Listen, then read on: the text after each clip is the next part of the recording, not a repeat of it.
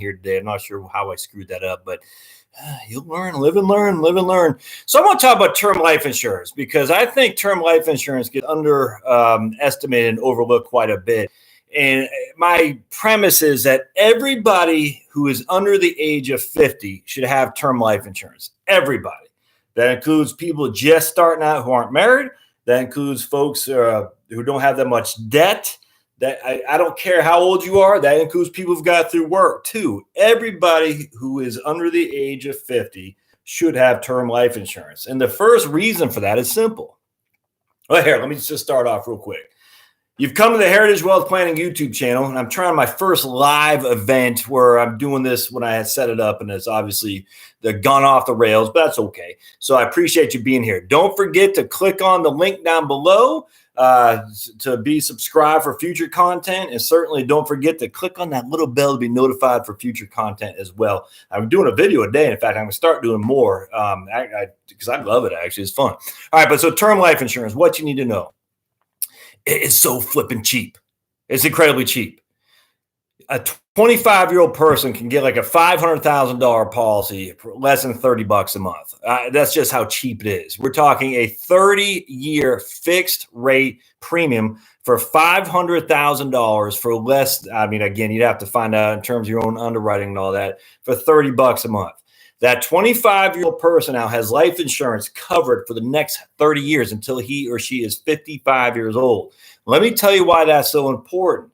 Because what happens is a lot of people, they rely on their employer for life insurance. And I'm going to share with you what happened to me. And man, I should have known better. My financial planner, I'm so smart, just ask me, I'll tell you how smart I am. And yet this was bad news. So let me give you my example. I'd worked at the same company for over 10 years at USAA. I have a wife and 4 kids at home. My wife stays home to raise the kids. Everything's based on the income I got coming in. All right. So when my company closed their suburban office down and moved to downtown Atlanta, I couldn't do the commute anymore. It's killing me. So I said, I'm stopping this and I got to find a new job. And they're moving the office back to San Antonio anyway. And I didn't want to move back to Texas. All right. So I had to find a new job because this is going to kill me. Well, long story short, I have debt. I got a mortgage, and this house you see behind me has a mortgage on it. And it's not a tiny little mortgage either, let me tell you. And so in between the time I had left my job and found a new one, I had no life insurance because what happened is when you leave your employer and you try to get your employee or life insurance to go with you, goes through the roof. The reason being is because you are rated as standard. You're not rated as high, in terms of Superman. You're rated as like you smoke. So what happens with employer life insurance? And I should have known this. I'm a CFP, for heaven's sake, a master's degree. What happens is that when you have your employer providing you life insurance, it is guaranteed. They'll give you $50,000 up front, and they'll give you 1, 2, 3, 4, 5 times salary, whatever you want. I think I had 8 times salary. I had a pretty significant policy. The reason was because I went to apply initially because I said, man, this is not cheap, but it was better than it still has some subsidies from my employer. But I went to apply to see if I could get a better rate. And the problem is that I had high triglycerides. All right, I had low LDL or high LDLs and low HDLs. You don't want that, especially triglycerides. My BMI was high, body mass index. And so I got underwritten as, again, if I smoked and just it wasn't good. It basically saying I was obese. And so they're going to give me a policy, but it was going to be more expensive than what I was getting through my employer. And I said, screw that. I don't want that. I mean, it's just dumb. I get the same policy through my employer, got some subsidies in there, and it's guaranteed and it's cheaper. It's a slam dunk. Now, here's what happens, though.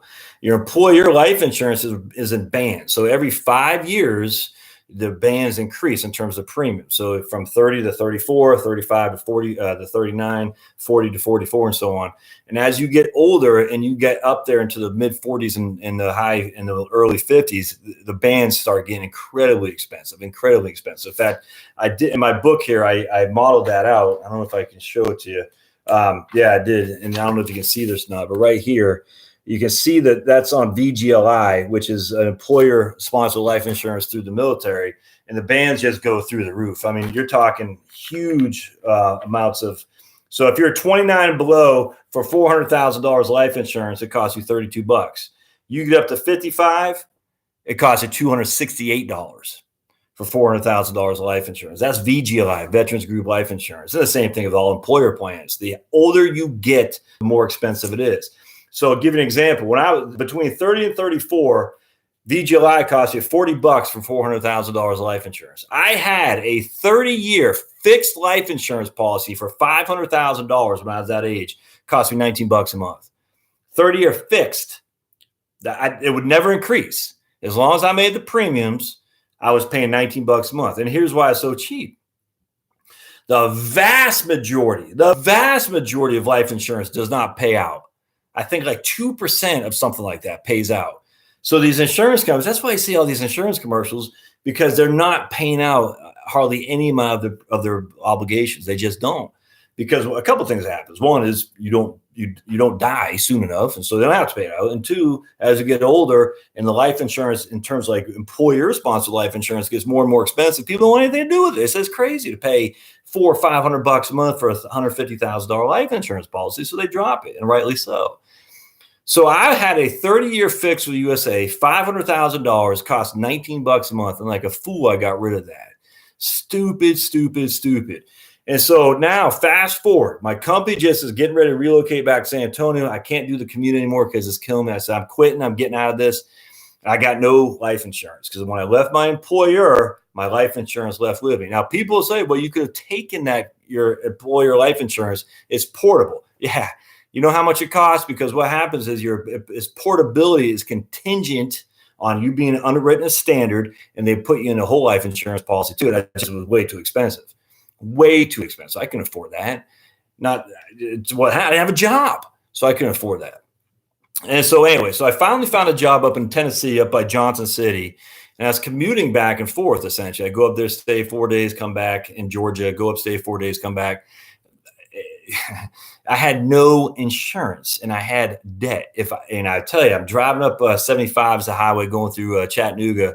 I blew a tire, a freaking rainstorm like you wouldn't believe. I remember this, trucker driving by me, a semi flying. It just rattled me. It scared me to death. I was like, if I got killed, my wife and kids would be in a world of hurt. They would be destitute.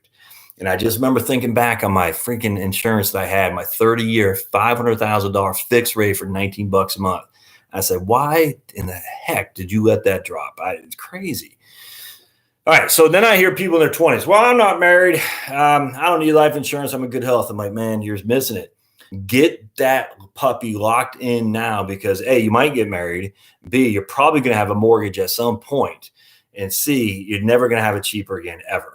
And if you can get it when you're in your 20s, even before you're married, even if it's only $250,000 a month, you're talking $15 a month, man. $15 a month, $20 a month for $250,000 locked in for 30 years. Just get it. That way you don't have to worry about it being through your employer. That way you don't have to worry about anything going forward when it comes to your life insurance. You know you have that locked in. Then I hear people say, oh, I have it at work. And I'm 30, I'm married, I got a mortgage, $250,000 is my mortgage. I got at work, I make $50,000 a year and I got 5 times salary, so I got enough to cover me. And I say, you're missing the boat because your employer life insurance, again, is rated as standard. That's as if you were a smoker. If you don't smoke cigarettes and you're paying standard rates, you are throwing money out the window. That's just a fact. Don't do that. Go get yourself a private policy through USAA, I guess TIA CREF. I didn't have a great experience with TIA CREF, but whatever. Go get yourself a private policy through a real company and get that $250,000 locked down at your own underwriting, because right now you're subsidizing people who smoke. That's how employer health insurance works. That's how employer life insurance works. The healthy are subsidizing the less healthy. Doesn't mean it's right or wrong. It just is. That's exactly how it works. So if you're not in great shape, you're loving employer-sponsored life insurance because you're actually getting a discount on what you could be paying on your own. But if you're in okay shape, you're actually not loving employer-sponsored life insurance because you're actually paying more than what you could be getting on your own. You don't want that. So you want to say, I'm going to get my own private policy. That way I have it locked in for the rest of my life, or at least for another 20, 30 years. Now, secondly, on an employer life insurance as well, it increases on top of that. Like I just said, every 5 years, it increases. Thirdly, when you leave your employer, that can be portable, but it's doggone expensive. So if you can get the term life insurance locked in while you're young and healthy, it's going to be so cheap, and then you never have to worry about it again. All right, so I hear all the time too. Oh, I have a mortgage of $250,000. I got my employer life insurance. I said, really? What is exactly do you have? So we look at it, they have AD&D, accidental death and dismemberment. That is not life insurance, my friends. Everyone says I got AD&D, it's so cheap. It's not life insurance. It's absolutely not. Doesn't mean it's bad to have, but you're only going to pay out in true accidents. If you get sick, it's not going to pay out. You don't want you don't want to have reliance solely on AD&D. That's not life insurance. You need to get a real life insurance, which costs more. You ever thought about why AD&D is so cheap? Because it's AD&D. It doesn't pay much. It doesn't pay out very often at all because it doesn't cover most things like being sick. All right, now going back to $250,000 mortgage, I got $50,000 my salary. I get 5 times my salary at my employer, so I have $250,000 coverage. I get killed. My wife has, or my husband has $250,000 to pay off that mortgage. Yeah. All right. What happens if you take a pay cut? And that's what I talk about in my book here too. Someone takes a pay cut. Brenda, use her. She took a 20% pay cut. Now her life insurance isn't 5 times salary, or now it's not $250,000. Now instead of making 50,000, she makes 40. 5 times salary at 40 is $200,000.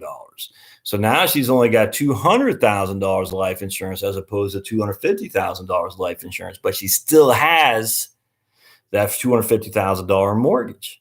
So you don't rely on 1, 2, 3, 4, 5 times employer for all the reasons I just stated before, but simply because if you take a pay cut or if you get laid off, you no longer have life insurance. All right, let's just say 40 years old now.